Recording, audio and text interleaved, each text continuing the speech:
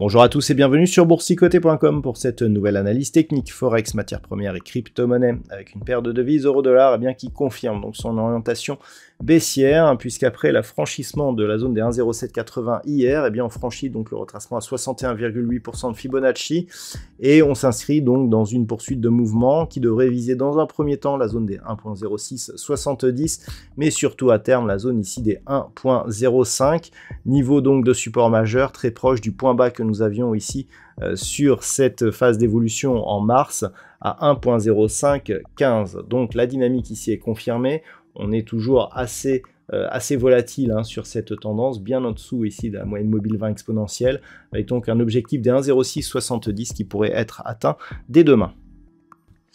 La paire de devises livre sterling contre dollar américain confirme elle aussi son orientation baissière. Hier nous étions encore au-dessus du retracement 38,2% de Fibonacci, même si la rupture ici des 1,24 laissait présager d'une possible poursuite du mouvement baissier, surtout après le contact que nous avions eu ici sur le retracement à 23,6 et la moyenne mobile 20 exponentielle. Donc c'est chose faite, on a franchi cette zone, on se dirige désormais vers la zone majeure des 1,2270, puis potentiellement vers cette zone ici 50,61,8.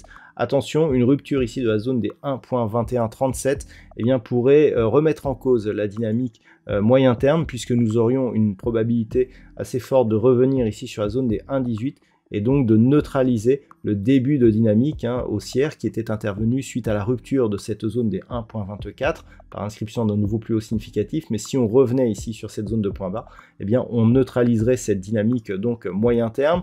Donc attention ici à une poursuite donc de la baisse, mais pour l'instant l'objectif reste un retour possible ici sur la zone des 1,2270.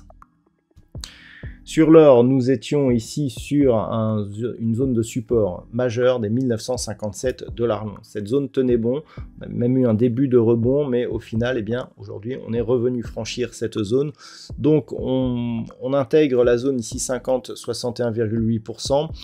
Un retour sur la zone des 1910 $ l'once est assez probable. Nous avons des niveaux intermédiaires et notamment ce niveau ici qui avait été overlap, c'est-à-dire avoir résistance avant d'être support, zone ici proche des 1935 $ l'once. On s'est approché de ce niveau actuellement, ce niveau a le mérite d'être juste dans la zone ici 50, 61,8%.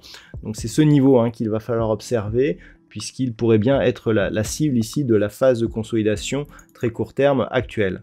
Donc par contre, si les cours venaient à casser ce niveau, effectivement on pourrait revenir ici sur une zone entre 1910 et 1912 $ l'once. Seul un retour au-delà des 1957 pourrait invalider cette orientation baissière.